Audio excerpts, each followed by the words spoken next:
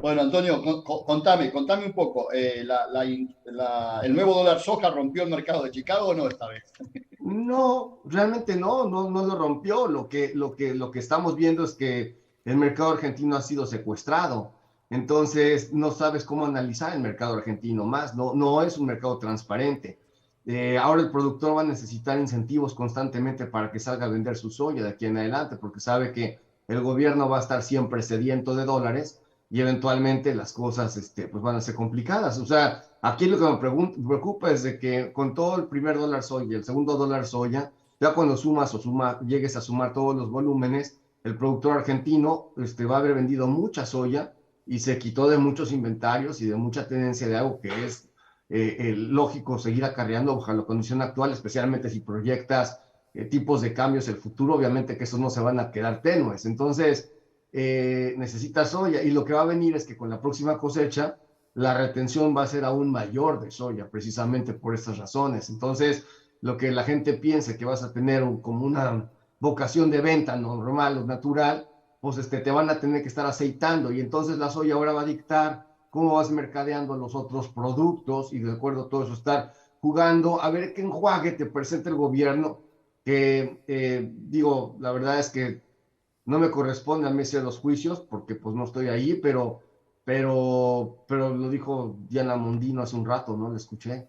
Y es de verdad delincuencial que con esa ligereza un tipo te dice desde la autoridad cómo se manipulan mercados, pero no porque esté, ¿cómo te diré? El principio mal acomodado. Lo que pasa es que debería de estar ausente este hacedor de distorsiones y dejar que la gente esté actuando, porque también lo que hacen mal ustedes también es que empiezan a buscar culpables dentro de la cadena y quién va y quién no va, cuando realmente el origen principal es uno y el que tendrían que estar atacando. El otro lado no sabes cómo te agarran prisioneros, que de sentido estricto es extorsión, es crimen organizado, si me lo permites, no más que el gobierno como hace emisión de billetes y no es fraude, y así como hace esta extorsión interna tampoco lo puede ser delincuencial.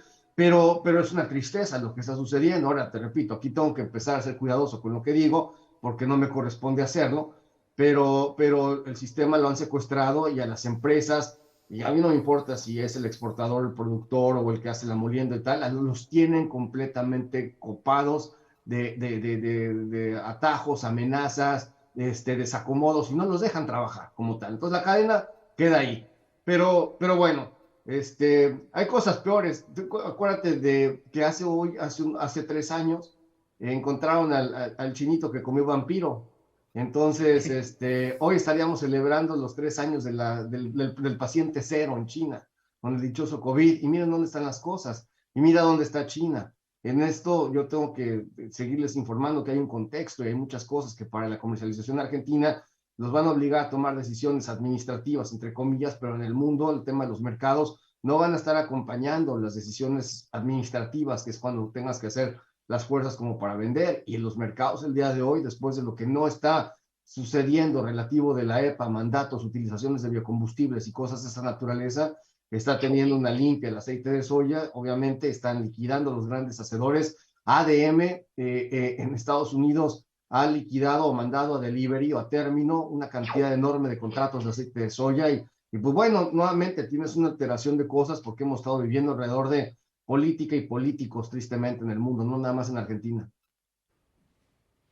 Antonio, y más allá de esto de China y de la Argentina, ¿qué está pasando en Estados Unidos con la cosecha de soja y la comercialización fundamentalmente? Bueno, yo creo que los norteamericanos tienen que entrar en algún momento en un baño de realidad relativo a su poca competitividad dentro de maíz y soya al mundo. No están siendo competitivos. Hay muchas razones. Todo tiene que ver con logística, todo tiene que ver con el terminar una cosecha que, pues bueno, todavía no la tienen terminada. Tiene que ver con situaciones de impuestos. Tiene que ver con situaciones de cadena de suministro. Es decir, el productor argentino, el norteamericano todavía no tiene cómo invertir o encontrar inversiones. Hoy, por ejemplo, si tú vas a alguna de estas grandes hacedoras de maquinaria agrícola, las cosechadoras que tenían proyectadas para vender para el año que entra ya están vendidas, no hay más. Y si quieres apuntarte, te pones en lista de espera por si alguien cancela. Entonces, la cadena de suministro todavía no se recupera, todavía no acomoda y tenemos un problema grande con la demanda. Y este problema grande con la demanda, como sabes, es China. Hay gente que estima que la situación de detenimiento en China tiene mucho que ver con la política COVID, pero como todo sucede en la política, siempre hay otras atmósferas abajo de lo que es el efecto puntual. No es gratuito que de momento China esté tratando de justificar la desaceleración y los problemas económicos que tiene con el detenimiento de la política COVID. No es otra cosa más que esconderse temporalmente en la pandemia para no mostrar todo lo que se tiene en sentimientos de deuda, uno, de desacople. Hoy China ya no es una economía complementaria, es una economía que intenta competir contra los otros grandes hacedores de riqueza en el mundo, o las economías más grandes del mundo. Ya son competidores, no son complementarios. Así está China, cambió. Demografía, en términos de demografía, China necesita, pues, acomodar su ratio o su relación entre mujeres y hombres. Hay más hombres que mujeres. Esto es demasiado contaminante y destructivo para una economía. Y entonces hay otras cosas que tienen que ver con eso. Hay gobiernos que van a tener, pues, que pagar bonos de lo que empezaron a hacer para gobiernos provinciales en China, que necesitan dinero, y el sector inmobiliario lo tienen muy detenido. Entonces, te repito, o sea, el tema COVID es como que la forma para contener y no mostrar evidentemente en una situación abierta que tenemos problemas en China. Bueno, contame, Antonio, te interrumpimos cuando estabas hablando de la situación de la soja en Estados Unidos y la realidad de los productores y todo lo demás. No, lo que te decía básicamente era que había muchos puntos álgidos en esto, y tuviste muchos problemas en la transportación del río para empezar, entonces no pudiste ser competitivo ahí. Luego el ferrocarril, que hasta ayer seguía siendo un problema. Había 4 de estas sindicatos dentro de los 12 últimos, que necesitan estar los 12 de acuerdo para no emplazar a huelga, y 4 estaban en desacuerdo. Entonces el gobierno dijo, bueno, pues no es de que quieran, la huelga no es aceptable. Y lo que estaba diciendo el secretario de Transporte norteamericano, decía, en términos de disrupción, en la historia norteamericana, si hubiera estallado una huelga ferrocarrilera, hubiese sido una parálisis de la economía nacional al ritmo de lo siguiente. La primera parálisis fue COVID, la segunda parálisis fue septiembre 11, y esto hubiese sido la tercera parálisis. Entonces, a ese tamaño de economía las cosas no lo podían permitir, y la cadena de suministro simplemente no se puede dar.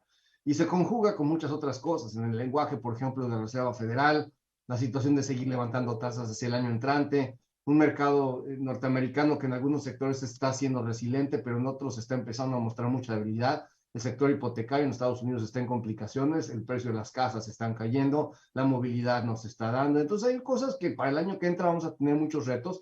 Va a ser un año, dentro de lo que fue este 2022 y lo que va a ser el 2024, el 2023, va a ser este fondo de valle, por así decir, porque el resto es eventualmente seguir acomodando cosas, y tendremos que estar buscando lo que estábamos platicando originalmente: en dónde va a estar la explosión de la demanda y el consumo en medio de un mundo que va a estar todavía debatiendo quién tiene el poderío de llevar el comando estratégico hacia adelante. Hoy todavía tenemos que revisar si la semana que entra los rusos aceptan su precio máximo de petróleo. Eso es una. Mientras que eso esté sucediendo, la reserva norteamericana está a la mitad de sus capacidades. La reserva estratégica norteamericana está a la mitad de sus capacidades. Entonces, si el día de hoy tú le preguntas a un funcionario energético en Estados Unidos, bueno, ¿y qué haces hoy? ¿Vendes petróleo para la reserva estratégica, sigas poniéndolo, o lo compras? Porque tienes que hacer ambas.